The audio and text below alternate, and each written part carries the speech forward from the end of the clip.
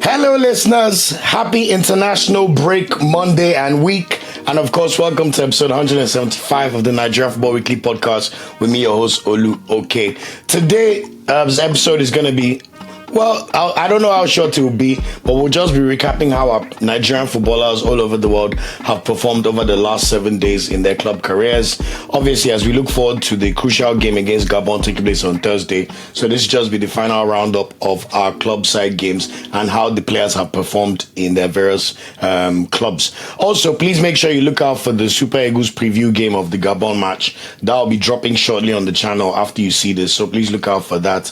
I expect it to be out either Monday night or Tuesday morning at the very latest. And once again, I want to say a big thank you to all our subscribers. We've officially gone past 7,000 subscribers. So I want to say a big thank you to everybody. Every like, every share, every subscription, every comment, it makes a difference and it means a lot.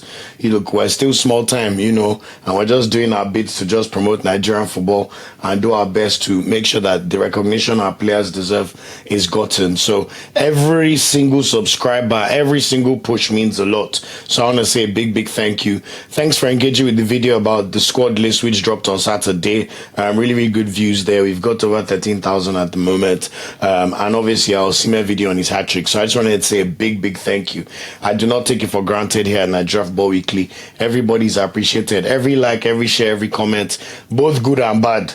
Although I have something to say for some of you threateners, I'm not the one to threaten, but I want to say a big thank you to everybody, and I really appreciate it. So keep an eye on the preview episode dropping soon, and enjoy this episode. So without any further ado, who have been the stand-up performers for the past week based on our Super Eagles index? Who's hot? Of course, we have to start by Ajayi, our Super Eagles superstar Victor Osimhen. As I said in the dropped video about his hat-trick against Ajax, what a superstar we have on our hands. I mean, to play 81 minutes and score a hat-trick against Ajax just as you're about to go back to the national team. What else is there to be said? He's the Champions League top goal scorer despite only playing 3 games. So he even allowed his competitors 1 extra game. Before he said enough is enough, I'm going to get you through this. And he's literally putting Galatasaray on his back. So that's wonderful to see. Also, yesterday, Galatasaray unfortunately lost 1-0 to newly promoted Kocaelispor. And this was a very unfortunate game for Galatasaray and Osimhen. He actually scored an equalizer in the 82nd minute, which is a really good finish with his left foot to the goalkeeper, but it was disallowed for VAR offside, similar to kind of the Van Dijk goal that was disallowed for Liverpool yesterday, based on like the player being in the line of sight. Robertson was the eye of sight, but this one was even more unfortunate because basically Sarah, number 11, was basically stood in an offside position, but if you see the margins, he was this close to the defenders, like literally VAR lines. And the rule whereby if the goalkeeper is ahead of play, then offside has to account. So it was just really unfortunate. I urge you to go and watch the highlights. And you see that Osimhen, he gave that number 6 a torrid time. Even Osimhen got a yellow card because number 6 got so frustrated and pushed him. Osimhen now pushed him back. The referee now gave Osimhen a yellow, but either way, it was a that number 6 will never forget the match yesterday, even though his team won, because Osimhen put him through the ringer. It has to be said. But despite them not winning anyway, the good news for us is Osimhen still performed well throughout the week, and most importantly, he is not injured. So that's the fantastic thing. I even saw a video of him signing an autograph for a Galatasaray fan and mentioning that he has to run to his national team. Look, we've never doubted Osimhen's dedication to the national team. I mean, what a giant we have as of a player. So very excited that he's fit and there were no issues in terms of his fitness. So amazing to see, and really look forward to Osimhen playing on Thursday.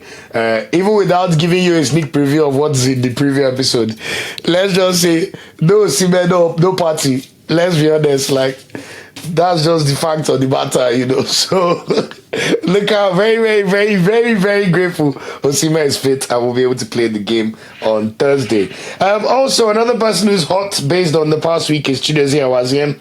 We know that he was called up for the national team squad, deservedly so. He played 90 minutes for Nantes over the weekend and was really unlucky not to win the game. Nantes were 1-0 up in this match up until the 4th minute of stoppage time. Literally the 4th minute of stoppage time, and then unfortunately they then conceded a goal to Le Havre, courtesy of Gaeta Loris in the 95th minute. So you can see the frustration with Awaziem there. He also put out a post that he's frustrated by the draw, but he had a lot of defending to do and he did it well. He made a very good tackle to even prevent an equalizer in the second half, and I'm sure, obviously, with him being called up for the national team, I also think there's a good chance he will start the game on Thursday. So really, really good to see what's happening for Chidozie Awaziem. Another person who's hot at the moment, Raphael Onyedika. As I said in the episode around Osimhen, Raphael Onyedika is back to full fitness and started the game for Club Brugge in their 3-3 draw against Barcelona in the Champions League. Still a good showing for him, even despite certain mishaps here or there. But you could still see the quality in the match. That was clear to see. So really good to see him getting minutes and going straight back into the squad. The one thing to monitor here is, will Eric Chell give him minutes? I think one of my biggest pet peeves of the not October, but the September qualifiers where we played Rwanda 1-0 and went away to South Africa. Eric Chell actually benched Onyedika for both games. He did not even play 1 minute. And this is someone that I think is our best central midfielder, you know. Obviously, we know that for September, he played Iwobi alongside Ndidi in those games and then changed it up for the games in October against Lesotho and Benin. So you could say you can understand from an Iwobi perspective, but if I'm being honest, I don't think anybody else should be starting ahead of Onyedika in that central midfield. So let's see what Eric Shaw does. Look, he's been very good in qualifying. Look, it's not as if we tried to criticize. We call the good and we call the bad. But ultimately, he played 6 qualifying games. He won 4 and he drew 2. So that's a decent record. Out of the draws, one was a last-minute equalizer from Zimbabwe, and the other one was a draw against South Africa, which we played without Victor Osimhen. So Eric Shell has earned the right to do what he wants to do. So let's see. But I'm hoping that we see Onyedika on the pitch. That's my own personal opinion, based on how good of a player he is. That's all. So let's see. Also, another player who's hot this week, but did not get called up for the national team, is Paul Onuachu. He scored yet again for Trabzonspor. They had a 1-1 draw against Alanyaspor over the weekend. He's also the joint top goal scorer in Turkey with 8 goals, and he's in good form. It's a tricky one for me because on one hand, on form, there's no way we can say that Onuachu does not deserve to be called up to the Super Eagles squad. He's literally the second best performing Super Eagles striker in football right now. That one is no debate, no doubt about that. But Onuachu deserves a call-up normally, and I've seen a lot of the comments, you know. However, I think there's caveats that must be applied with Onuachu, which makes me understand the decision to an extent. Look, he may still come to AFCON and be one of our backups in AFCON, like he was for the AFCON last year in January, you know, no doubt about that, especially when you watch the way Arokodare is not playing any minutes for his club, you know. Boniface is there's now good signs coming for Boniface when you look at his performances. Murphy just came back from injury. Cyril Desas is injured again. Akpo Adams has not scored since that Barcelona goal. He has not scored for his club since he scored against Lesotho, even though he was very unlucky this weekend. But it's clear that based on form, Onuachu knows what he's doing. Iheanacho was also playing well before he got injured, but Iheanacho too is injured. So it's a bit of slim pickings right now. We're not the kind of country that I need to go to like the Raphael Onyedika yet. You know, we have so many players as strikers. So don't get me wrong, Onuachu deserves to be called up. The only 2 caveats I like to bring up with him are very simple. Paul Onuachu's record for Nigeria is terrible. He has scored 3 goals in 24 games. In fact, one of the goals was that last-minute goal against Benin when we beat them a few years ago, 1-0 in Uyo. Like Nigeria, we've always struggled. Like Onuachu has always struggled in a Nigeria shirt. It's one of those things that you cannot explain. So if people that will try and criticize Boniface when he was not playing well for Nigeria, but he was winning the title unbeaten, and you still want to smoke for him, you have to apply the same criteria to Onuachu. Onuachu always plays well when he's not in a top 5 league. This guy bullied the whole of Belgium 2 seasons ago. Bullied all of them. Won best player, everything. I think he scored 30 plus goals. Same thing he's doing for Trabzonspor. He's done this thing before. He bullied all the players when he played for Trabzonspor 2 seasons ago. The Belgian one was 3 years ago, forgive me. But when it comes to like the national team or serious leagues, we see Onuachu lacking. That's the honest truth. And then also he's 31 years old. He'll be 32 next year. Like when you look at succession planning, he's not better than Osimhen. when it comes to natural talent, it's not better than Boniface, who's beginning to play well for his club. You know, there's a world where you say Boniface should be the normal number 2 striker, and nobody will have any qualms about that. Then you can say Onuachu and Co are battling for number 3. But based on how Akpoguma has been playing this season, Akpoguma has now made himself the second striker, while Boniface is out of the picture. So I think you have to really just give that caveat. Don't get me wrong, he deserves to be called up. But I cannot stress how bad his record is. It is so poor. 3 in 24 games. 1 goal every 8 games. Striker. Abba now. Abba. So I also think the age goes against him in that one. So that's the mitigating circumstances behind it. But let's see what Eric Shell does between now and AFCON, because if Onuachu keeps performing well, you can only deny him for so long, you know. Even if he sits on the bench and come and play some minutes when Osimhen cannot play, you know. But I also would like to see what the likes of Boniface, Gift Orban, Terry Murphy, Aina when he's back from injury.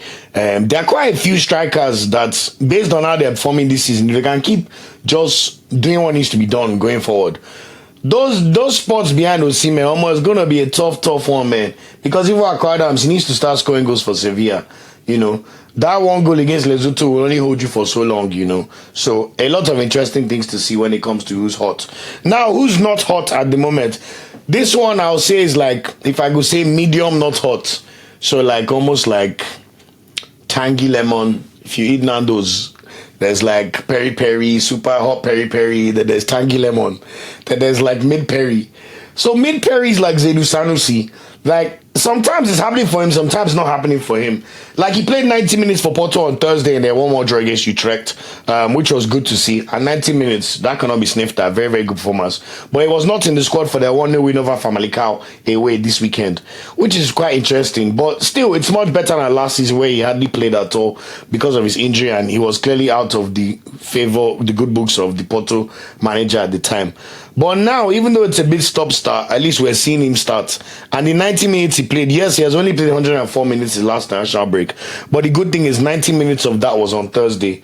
And 14 minutes was against Nottingham Forest the fortnight before that, you know. So it's interesting to see what's happening to him in terms of the club sides. But objectively, right now, when you look at our left-back options, he is objectively our best left-back in the squad. Bruno Onyemaechi is not playing any matches for Olympiacos. That one is a certified bench warmer for Olympiacos. That's the honest truth. Felix Agu is also injured. So there's no Felix Agu to call up on at the moment. So you say those are the 3 left-backs at the moment that we have in a rotation perspective. Players like Emmanuel Michael are last in Austria. They're not quite ready for the Super Eagles yet.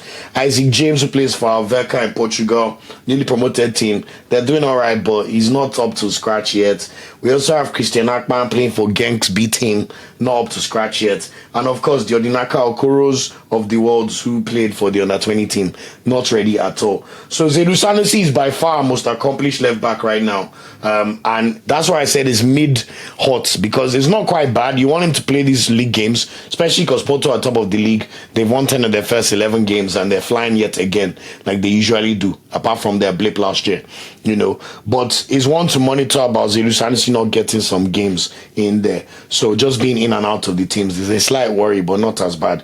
But the real worries I have, so one, I'll just get out of the way. Tolu Arokodare. Tolu Arokodare has turned into a certified bench warmer for Wolves, man. Him and Uche, they don't play any minutes whatsoever for their clubs except slight minutes here or there. Even this weekend, Arokodare was on the bench for Wolves in their 3-0 loss to Chelsea. Now that Wolves are out of the Carabao Cup as well, it's hard to see where he's going to get minutes from.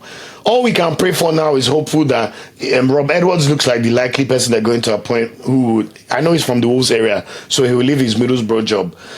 You can only hope that Rob Edwards somehow likes Tolu Arokodare and gives him minutes, because he's not going to play Carabao Cup. There's no more Carabao Cup to play. There's no FA Cup to January.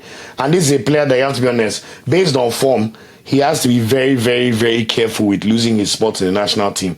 Akpoguma Salis is starting games for Sevilla here or there. Onuachu is banging in goals. Murphy has come back from injury. Iheanacho was scoring before he got injured. Desas was scoring before he got injured. Enough people are there to take your place. And Arokodare, your team is bottom last in the Premier League. They don't look like they could get a win anytime soon. And they're really, really struggling. So it has to be said that even though he's probably third choice right now in the striker pecking order, I think Arokodare, out of almost everybody else in the squad, has to look out for his spot in that squad between now and AFCON. Because objectively, he does not deserve to be in that squad, if I'm being honest. He's still a meritocracy, and he does not deserve to be in the squad. That's just the honest truth.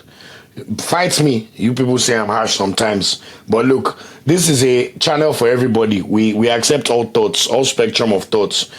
Even the abusers, like I said, I'll fire you back, but it's okay. The kind words, the ones that are very knowledgeable, the ones that are not as knowledgeable, everybody's welcome to this school of Nigeria football. We all want Super Eagles to do well, so it's okay. But Arokodare really has to watch out right now because that move is looking rather poor at the moment, it must be said, you know. But by far the most concerning problem we have in the national team right now is our right back spots. Because Ola I know is injured, oh my God. They say it's funny how you do not realize how important certain people are until they are gone. Look, we've always known how important Ola I know is for the Super Eagles. But you see that 3-month injury that he got when he played on that useless pitch against South Africa. The way it is causing us problems and commotion. The last international window, we had to play Benjamin Frederick right back and bring in Ajayi, who I'm not the biggest fan of, to come and play centre back with Bassey. Now we've had our squad list directly impacted by Alaino's injury yet again. Obviously, I'm happy that Awaziem has been called up, but I'm not going to stand there and tell you that Awaziem gives me more confidence when he plays as a right back compared to an Olaino. Olaino was one of the best right backs in the Premier League last season for a reason. One of the best right backs in football right now. You know, even Nottingham Forest, look at their results right now when there's no Aina. I'm sure they're gagging for his return, man. You know, but because I know it's not there, our normal backup, Osayi-Samuel, who was playing for Fenerbahce and playing Europa League games for Jose Mourinho, decided that he wants to come back to England. Maybe they increased his wages, but he left challenging for the Turkish title and playing in Europe to go and sign for newly promoted championship side Birmingham City, who had money and are part owned by Tom Brady. He now went to go and sign there. I can understand you want to do this for your family. Gabriel Osho signed for Cardiff. From League One, he moved to League One in England. He decided that he has had 2 caps for Nigeria. He does not want any cap again. No problem. We'll judge him accordingly. Osayi-Samuel has now moved to the championship. And what now makes it worse is Osayi-Samuel, who is our second choice right back at national team, is now the second choice right back for Birmingham City, who are 11th in the 24 League Championship in the second tier of England. Are you hearing me correctly, guys? Osayi-Samuel is not starting for them. He's a bench boy. Serious bench boy. So that's where my problem now comes out, because outside Ola I know is our best recognized right back. Even playing more minutes than the likes of Taron Ebuehi, who has completely dropped out of the Super Eagles picture, you know. And this past week, out of 180 minutes, Osayi-Samuel played 11. 11. That's how much of a bench boy he is. Serious bencher. So let's see. Left to me, I hope Eric Shell plays Awaziem at right back. Or whatever happens, Frederick. People that actually have minutes in their legs and we can see their performances. Let us Osayi-Samuel sit down on that bench. I'm not saying he will not do a decent enough job, because he's not a bad player. But match sharpness counts for something. Look how everybody was trying to slander Ademola Lookman for his performances in October and September. It's because he was not match fit. He was not match fit. And Osayi-Samuel, with all these 5 minutes here, charity minutes here or there, look, you have to say he's not match sharp. And there's definitely a world where there's a better argument to play Awaziem or Frederick as right back at the moment based on form. So Osayi-Samuel, fix up. The way I was looking at this, your P, I thought you would go to Birmingham, start games, and Birmingham will challenge for the championship title and to get promoted to Premier League. We can excuse 1 year of playing championship, because left to me, no Nigerian players will play in championship football. If you want to play in the Super Eagles, we are too good for championship level. We should not be having tier 2 players in our squad. I'm sorry.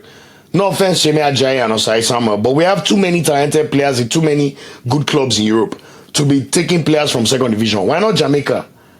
Why not countries that are lacking of talent and need to just accept whatever they can get? So fix up, because my brother, you are very lucky to be in this national team squad.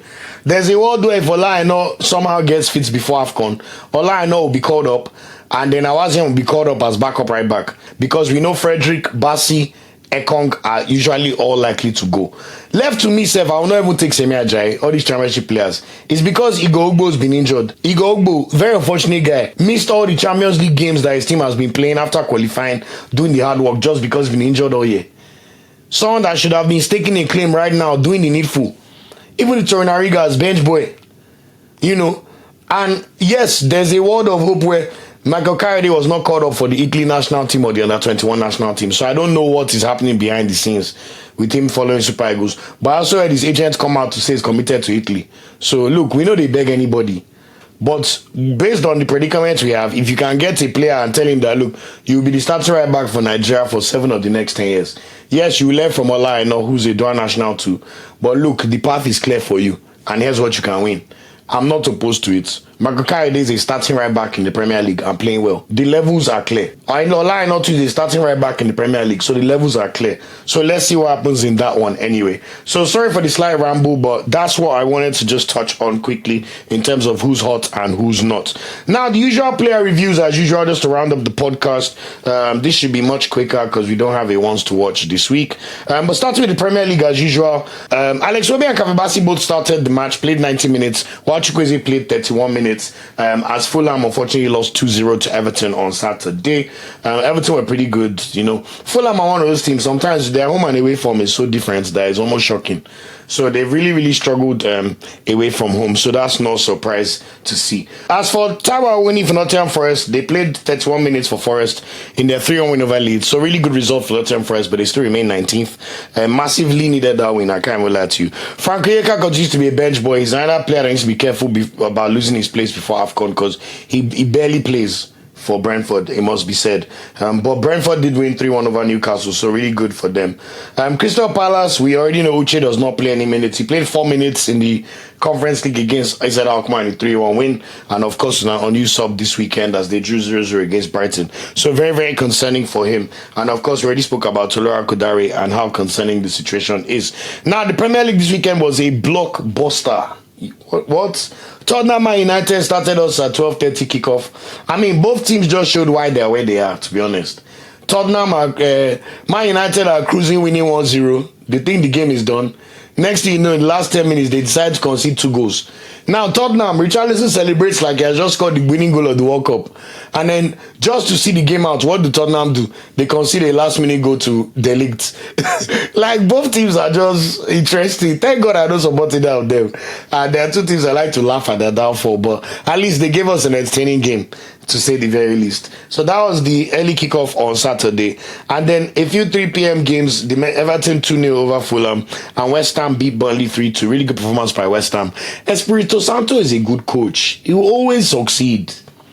So, I'm glad. If you've played West Ham already, be glad though. If you are playing West Ham soon, might have to look at what the situation and circumstances is going to look like because they're heating up in that one.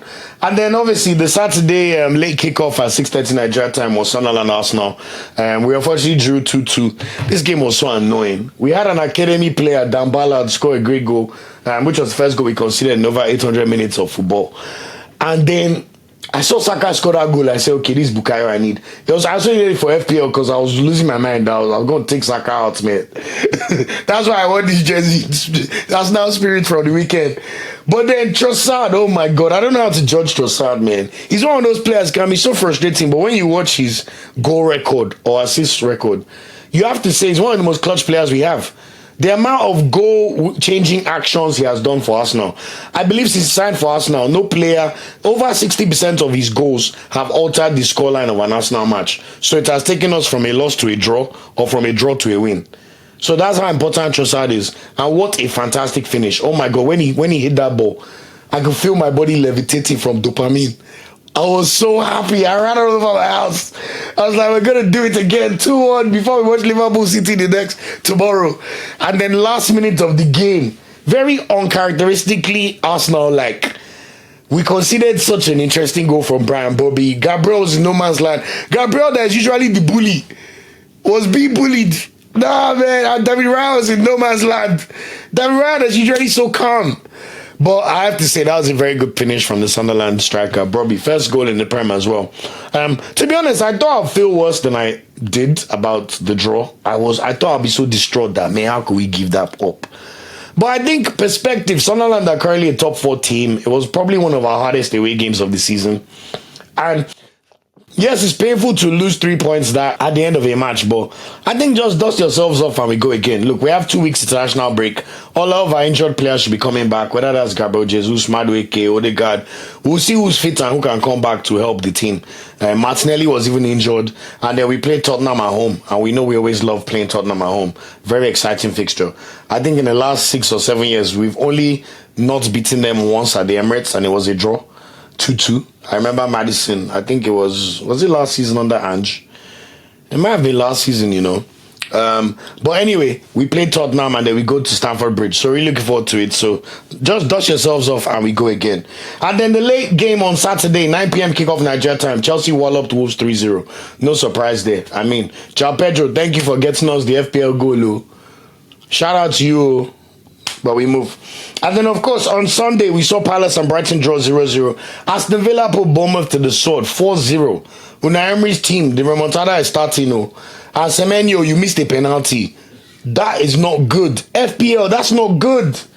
But anyway, Bournemouth cannot be good all the time. So maybe that was a nice, humbling reminder for them. Brentford also thrashed Newcastle 3-1. Thiago, what a striker. Now, Brentford scouting department is like Brighton scouting department. There's levels to this, man.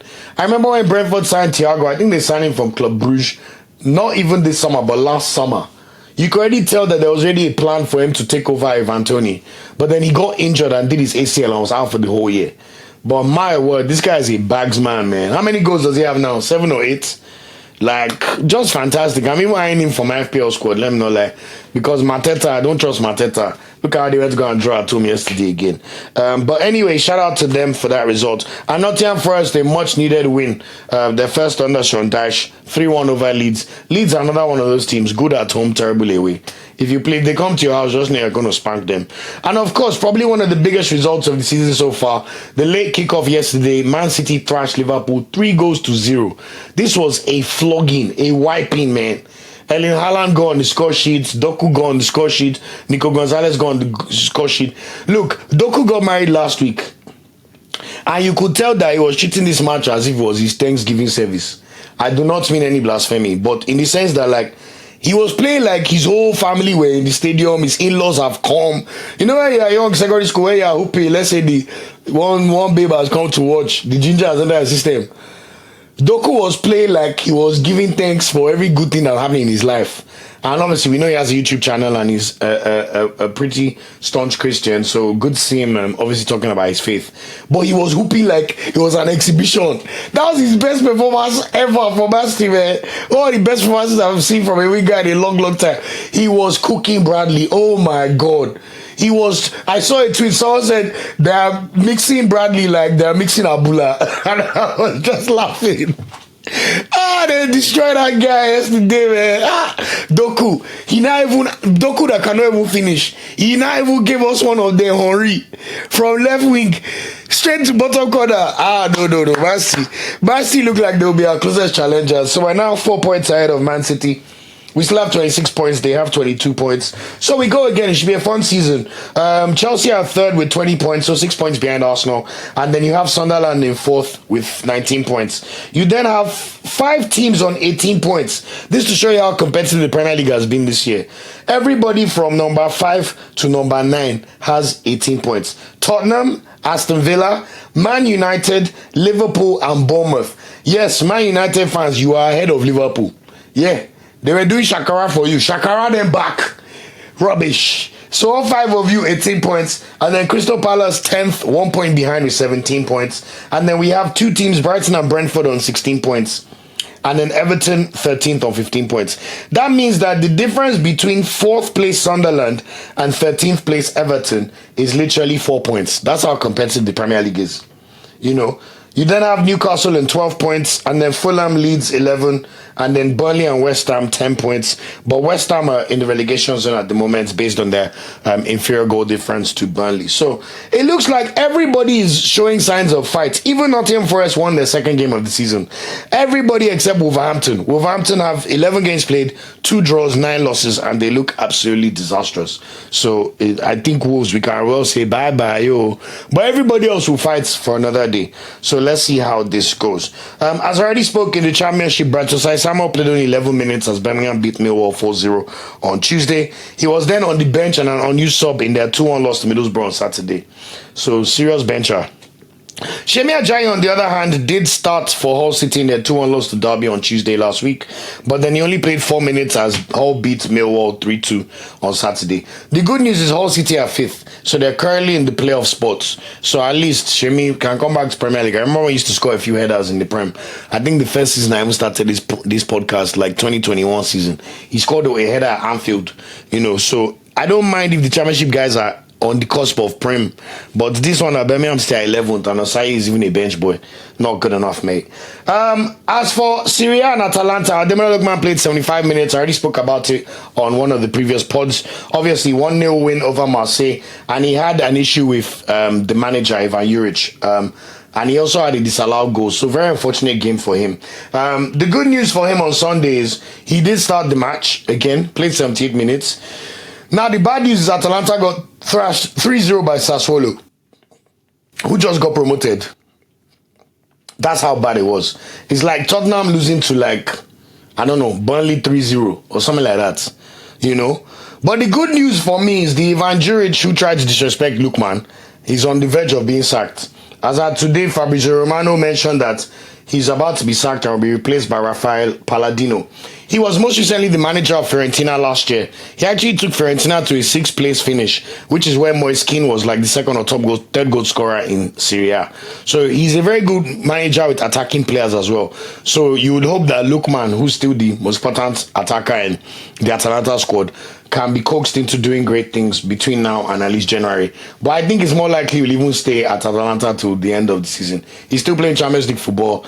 By God's grace, there'll be a World Cup to look forward to, and he'll have more leverage in the summer, more clubs to pick from, especially if he has a great World Cup. So let's see. Good luck to Mr. Palladini. Let's see when it's officially going to be announced, because he left Fiorentina by mutual consent. So it's not as if he was sacked, but it should mean a lot better news for Atalanta, because they're currently 13th and it's not going well.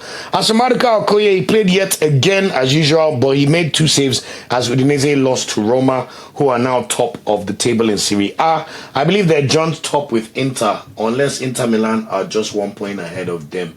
All I know is it's very congested at the top. Yeah, they're joint top with Inter. Both of them have 24 points, Inter and Roma. So it's not the end of the world if you lose to the table-topping team, especially away. But he still made 2 saves, so we take the good with that. Ebenezer Akinsanmiro, very unlucky not to be called up. I mentioned on the Saturday podcast where I dissected the Super Eagles squad that he got a shoulder injury on Friday in Pizza's 1-0 win over Cremonese, which is why he was not in the Super Eagles squad. But the good news for Pizza is it was their first win of the season. They're out of the relegation zone, and they're showing signs of being a team that can sustain their level in Serie A. Of course, we wish him a very speedy recovery, and we hope that Akinsanmiro can fight for a spot in AFCON, which takes place literally in 6 weeks' time. We'll be expecting the AFCON squad list to be released in 4 weeks. I think the deadline is December 15th. So just over a month away. So, it's close. A lot of exciting things to come, man. So really look forward to that. As for Gift Orban, he played 86 minutes for Verona and then 0-0 draw against Lecce on Saturday. He's getting there consistency-wise, but this is my problem with Gift Orban. He will win man of the match for Verona against Juventus. Last week, he will play well against Inter Milan, even hit the post, even though they lost. But then this week, he will now draw against Lecce, and it will be 0-0. So it's just the inconsistency, because this is a player that with the profile of talent he has and the way he performs, I don't think we have too many players in our national team with the same type of profile. Yes, I know they like to crack jokes that I cannot speak English, but that one is not my problem. A lot of people in national team cannot speak English like that, so anyway. Go and learn the pidgin the right way. If they can teach him pidgin, no problem. But Gift Orban's profile can definitely be useful for us, So I think that's one for us to monitor. Regardless of his level of English or whatever it may be, I think this is a player that can definitely add a lot to us, especially when he shows that he's of the required level and showing the required level of form. So let's watch this space. In La Liga, Adams played 90 minutes for Sevilla and their 1-0 win over Osasuna on Saturday. Ejuke only played 3 minutes. This is why I don't understand everybody in my comments talking about Ejuke. Is it that we just talk about players based on their profile but not their performance? Because I understand you people liking dribblers. I know we're the country of Gigi Okocha, so we like dribblers. But Ejuke has not done anything this season of notes in terms of goals or assists or even playing consistent minutes for Sevilla. The amount of people that were defending his selection in my mentions, I was so surprised. But I guess this is why I'm here, to make sure we release podcasts and actually hold these players to account based on how they're performing. Because honestly, like, what I was watching, I was not impressed though. Like, look again, he has played 3 minutes. Charity minutes again. But I want to talk about Adams, who played very well in this match. He was very unlucky not to score. You know, very, very unlucky not to score. I watched the highlights and he had 2 or 3 very good opportunities, but either the goalkeeper being too good at that moment or balls just whistling past the net, for example. Also, good news for Sadiq. He seems like he's back in the good books of the manager, at least coming off to make sub appearances in La Liga. So he did play 26 minutes for us, Sociedad in a 1-1 draw against Elche on Friday. So good to see. In Bundesliga, I already spoke about Boniface and good things beginning to come his way. Victor Boniface came off the bench in 16th minute for this match on Friday, even though he started the match before, and he assisted the stoppage time winner for Werder Bremen as they beat Wolfsburg 2-1 on Friday. It was a very interesting assist because the truth of the matter is Boniface attempted a bicycle kick that he lagged. Instead of him to hit it towards the goalpost, the ball just went straight in the air. The ball just went straight in the air. But Stephen Mbangula, the guy who used to be at Juventus via Aston Villa, he just watched the ball drop and volleyed it to perfection with his right foot straight to the bottom corner. So that's how Boniface got an assist too. So you get it how you live. But the good thing is Werder Bremen are now up to 8th. So it looks like they could even challenge for a European spot. Look, I want good things for Boniface, as I've said. I ever have his Leverkusen. Before someone will say I'm a hater. You cannot be a hater if you go and buy Boniface by Leverkusen jersey. You know? So we want him to do well. But it's just one of those things where he just needs one goal. Let's just get one goal and get back. Because let me not lie to you, Boniface, apart from Osimhen, Boniface is our most talented attacker after Osimhen. Do not be deceived by all these his tweets. The guy is a real footballer. I just need somebody to explain to me what happened that he left Leverkusen and playing Champions League football to go to Werder Bremen when he could have gone to AC Milan. That's the one I don't understand. Oh, Boniface, if you ever watch this, I would love to interview you. I mean, we'll go through all the protocols for that, but it'll be interesting to see. But anyway, wish him well. Torunariga, on the other hand, played 89 minutes for Hamburg in a 1-1 draw against Borussia Dortmund. So that's really good sign, see him starting games. Torunariga is another player. He has just 1 cap. But you have to admit, if his Hamburg team are doing decently well and they're getting draws against Borussia Dortmund, he has to be someone that should be looked at, even ahead of Ajayi. Yes, Ajayi has experience and has played in the national team for a while. But you cannot look at them on form and the current clubs they're playing for and say one in the championship is better than one that is playing in the Bundesliga. You know, you just cannot say that. As for Kevin Akpoguma, on the other hand, he was not in the squad for Hoffenheim in their 3-1 win over Leipzig, so they're now 6th. In France, good news for Terry Murphy. He came back from injury to play 11 minutes, although Nice lost 2-1 to Metz on Sunday. Moses Simon, on the other hand, I already spoke about him on Saturday. He played 80 minutes for Paris FC, but they lost on Friday. Very inconsistent for his club. Awaziem, we've spoken about his performances this weekend and how unlucky they were not to win the game. George Lenikena, on the other hand, was on the bench for Monaco in their 1-0 win over Bodo Glimt on Tuesday, and then he played 29 minutes in their 4-1 loss to Lens on Saturday. While Hamzat Ojediroh continues to not make the squad for Lens, as Lens continue to win games. They beat Monaco 4-1 and they're now 3rd in the league. I already spoke about Zaidu Sanusi not playing against Famalicão, so we'll skip that. And of course, we spoke about Raphael Onyedika's exploits in the Champions League. He also played 90 minutes this weekend, but Club Brugge unfortunately lost 1-0 to Anderlecht on Sunday. Girasol, on the other hand, scored a goal for Genk in their 4-3 win over Braga on Thursday in the Europa League, and then he played 17 minutes in a 1-1 draw against Ghent on Sunday. And finally, in Belgium, Benjamin Frederick played 90 minutes on Friday for FCV Denda in their 2-2 draw against Zulte Waregem, and I know he's also in the Super Eagles squad already in Morocco, so he should just stay there and relax. Osimhen, of course, in Turkey, I already spoke about his exploits and how unlucky he was not to score in their 1-0 loss to Kocaelispor yesterday. They still remain top of the Turkish league and will be on course to do the double. And also, in the Champions League, I think they play Saint July next. So, they're definitely on course to make the knockout rounds. So, everything's going well for Ajayi Olusosun, and long may it continue. Look, we anoint you and we protect that plane that is carrying you to Morocco, Osimhen. We need you, man. You are literally the key. as far as you play well, I know what is capable for this our Super Eagles. And we need to watch you in a World Cup in your prime. So by God's grace, Thursday, in the name of Jesus, please. Add other prayers if you have another religion. It's time. It's time. So I wish you well. I already spoke about Paul Onuachu's scoring a goal for Trabzonspor in a 1-1 draw on Saturday. His 8th of the season. What I forgot to say earlier is that this goal was a good goal. Onuachu was surrounded by 2 defenders and he did like a 360 spin with his left foot to get away from both defenders. And then, unfortunately, the spin was a bit too forward. So he now had to chase the ball to try and kick the ball past the goalkeeper. But he hit the ball on the goalkeeper. The goalkeeper then saves the ball and it bounces on Onuachu's head and goes inside the net. It's a very funny goal, Shaba. Good work by Onuachu. Keep up the good work. And hopefully, maybe we'll see you at AFCON. Wilfred Ndidi, on the other hand, played 90 minutes for Besiktas as they beat Antalyaspor 3-1 on Saturday. So we'll see Ndidi in the national team soon as well. And Anthony Dennis continues to play well for his club side, Godsepe. He played 89 minutes as they beat Kasim Pasha 2-0 on Saturday. Eric Shell, please watch this, my boy. He's doing good things. In the Czech Republic League, David Moses played 74 minutes as Slavia Prague lost 3-0 to Arsenal in the Champions League last week, Tuesday. That's the one I was recording and watching the match last week, remember. He also played 65 minutes over the weekend as Slavia Prague beat Victoria Pilsen 5-3 in the top of the table clash. So really good performance, and Victoria Pilsen are now 5th. Now, speaking of Raphael Onyedika, he played 90 minutes in this 5-3 loss to Slavia Prague yesterday, but he also played 90 minutes for Victoria Pilsen in the Europa League as they drew 0-0 against Fenerbahce. So that's them. Sparta Prague, on the other hand, Uche played 90 minutes as Sparta Prague drew in the Conference League 0-0 to Rako Czestochowa. And then he played 90 minutes in a 2-2 draw against Teplis on Sunday. In Greece, Onyemaechi, bench boy, all the games.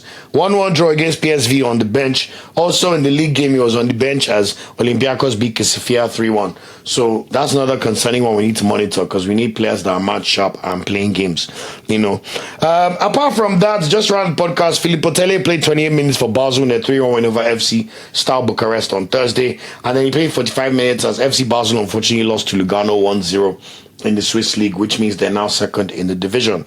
And finally, Stanley Nwabali kept a clean sheet. He made one save as Chippa United drew 0-0 against Magesi on Tuesday in the South African PSL. So this was a match between 14th place versus 16th place. And this is a 16-team league. With Stanley Nwabali's team are currently last. So it's unfortunate they remain bottom of the table, but this was basically like, I don't know, Wolves playing Burnley. Like, bad versus bad. But anyway, we'll see Nwabali in the national team. Now, Starboy of the Week. Bronze medal I have to give to Victor Boniface for his fluke assist. I mean, when you do the fluke bicycle kick that leads to an assist that Mbangula then puts into the net to lead your team to a 2-1 comeback victory and now 8th in the league. That's really good and positive signs there for Boniface. So long may it continue. As for Paul Onuachu, I'm giving the silver medal to him for scoring over the weekend for Trabzonspor in their 1-1 draw in the league. And he's now the joint top goal scorer with 8 goals in 12 matches. So Paul Onuachu, we salute you. Now, but for gold medal, it's very simple. We track performances over the past week. When you score a hat-trick in the UEFA Champions League for your club to win 3-0 away, you win the Man of the Match award. It makes you the top goal scorer in the UEFA Champions League, the most prestigious annual tournament in the world, because the World Cup is every 4 years. And you've won Man of the Match in all 3 of these games that you have played and scored in all 3 of them, and you now score hat-trick. Nah, Victor Osimhen, you are too much. Like, honestly. And he was now unlucky not to even score again on Sunday because VAR had to disallow one of the goals he scored. While he was an absolute menace for that number 6 for Kokale-Spor. He will never forget playing against Osimhen in his life. So you, Victor Osimhen, you are the star boy of the week. Now, the ones to watch are very simple, guys. Nigeria is playing Gabon. 5 p.m. Nigeria time this Thursday. November 13th, 5 p.m. Nigeria time, 4 p.m. UK time. If you are in America, that means it's 11 a.m. and walk the magic backwards, depending on your location or your time zone, or forward if you are in them Dubai areas. We are all welcome. This is Nigeria's most important match since the AFCON final against Cote d'Ivoire last February.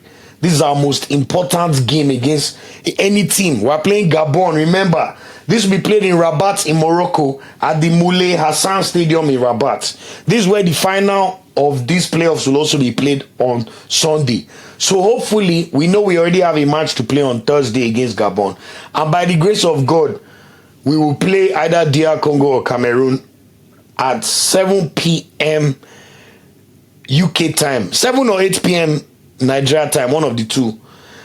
In the CAF playoff final. So by God's grace, please look out for the preview episode that's coming and dropping hot. Either Monday, later today, Monday, or early tomorrow morning on Tuesday. Of course, I'll be dissecting the game in detail and giving my predictions. I also do a good rundown of the Gabonese team so everybody knows who to expect and what we're going to be playing against.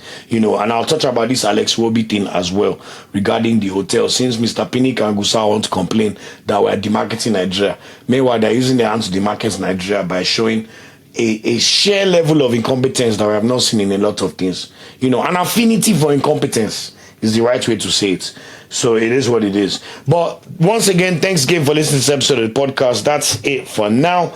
Please remember to like, share, and subscribe. If you listen to this on a DSP platform, please give us 5 stars and give us the review you think we deserve. I appreciate every single listener, every single supporter across any channel or platform we have. But most especially, shout out to our YouTube tribe. You guys are doing a lot for me and I do not take it for granted. So I'll see you on the preview episode of the podcast. And remember, I'll be doing a live watch along on Thursday during the match. I will be doing a review episode as well as a hot takes episode. So a lot of content coming your way this week. And by God's grace, Super Eagles no go shame us. So until next time, I'll be also okay, and I'll see you on the next episode of the podcast. Take care. Thanks for watching this video. Please like, share, subscribe, and click the bell to get a notification whenever we drop a video. You can also find our social media channels listed below. And of course, up Super Eagles and Nigeria no dey ever carry last.